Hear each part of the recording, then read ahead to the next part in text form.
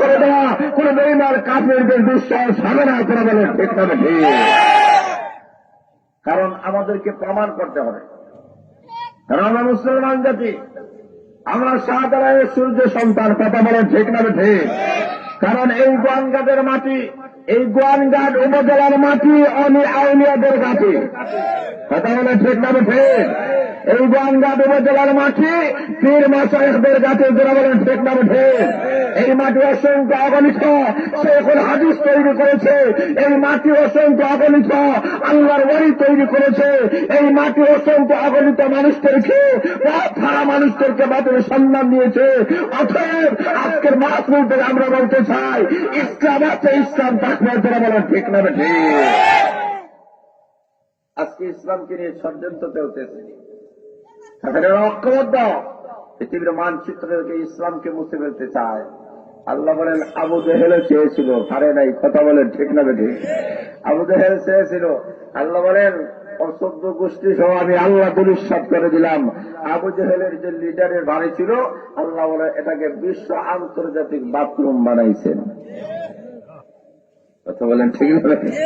সারা বিশ্ব থেকে যারা হজের মধ্যে যান, ওর বাড়ির মধ্যে টয়লেট করেন। কথা বলেন ঠিক না ঠিক?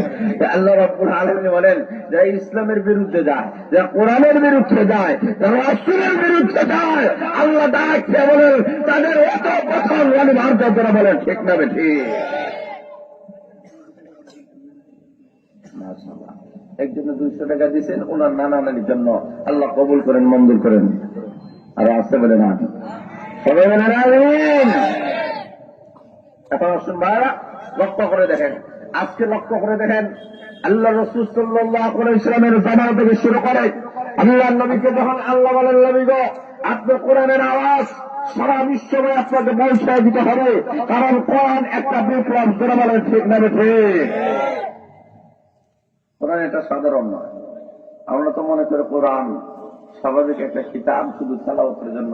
আল্লাহ বলেন নাই, কোরআন শুধুমাত্র তেলাওয়াতের জন্য নয়। তবে বাংলাদেশের স্বাধীনতার পর থেকে সারা বাংলাদেশের মানুষ বুঝতে এটা সক্ষম হয়েছে, কোন তন্ত্র মন্ত্রের মাধ্যমে বাংলাদেশের মানুষের ভাগ্যের পরিবর্তন ঘটানো সম্ভব নয়। কারণ আগামী বাংলাদেশ কোরআনই বাংলাদেশ।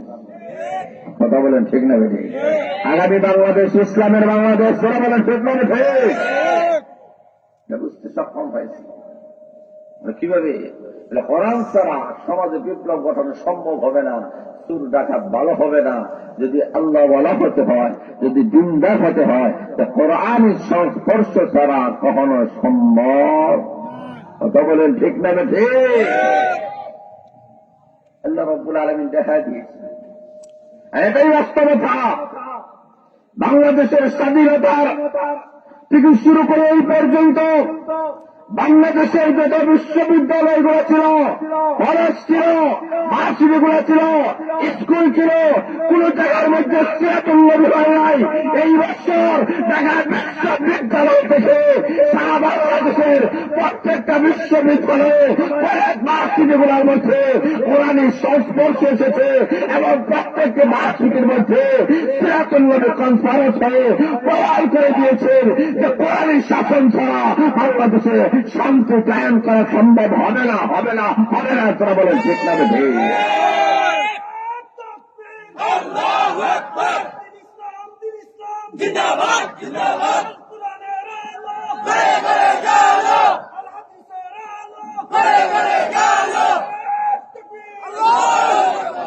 কারণ কোরআনের বাতি জ্বালাইছেন কে? কথা বলতে হবে, কে জ্বালাইছে? আরো জোরে বলে না কে? আল্লাহ মানে এই বাতিকে নিমানোর জন্য আল্লাহ এটা জ্বালাইয়াছেন। আল্লাহ যেটা জ্বালাইয়াছেন, পৃথিবীর সমস্ত মানুষগুলো ঐক্যবদ্ধ যদি হয়, এটা নিবাইতে যদি চায়, তাদের মুখ ঘুরে যাবে। কথা বলে ঠিক না ঠিক? আল্লাহ এটাকে কেউ ধরতে পারবে না, ছুঁইতে পারবে না। কারণ বাতি জ্বলে ওই জায়গায়, সুইচ কি ওই জায়গায়।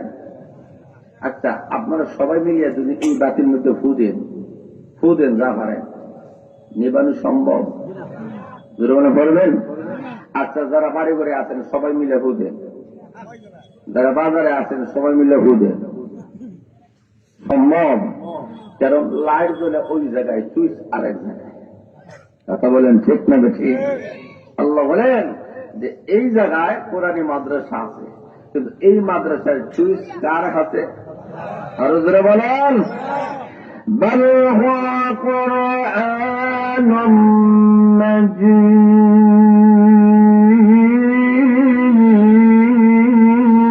আল্লাহু আকবার ফি লাওহিম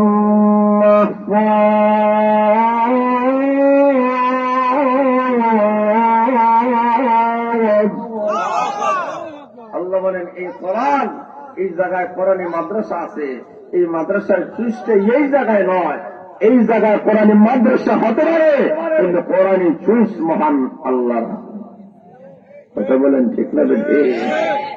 একজন করে দেবেন আল্লাহ রামাতুল্লাহকে মহান আল্লাহ বলেন, আপনি শ্রমিক মক্কা নগরীর মধ্যে আমি মহান আল্লাহ আপনাকে প্রেরণ করলাম। নবী গো কোরআনের আওয়াজ মানুষের দাঁড়িয়ে দাঁড়িয়ে মানুষের কাছে কাছে আপনি পৌঁছায় দেন। আগে নবীজি মানুষকে যদি সংশোধন করতে হয়, ভালো করতে হয়, কোনদিন মানুষকে পেটে আইনের মাধ্যমে মানুষকে সংশোধন করা সম্ভব হবে না।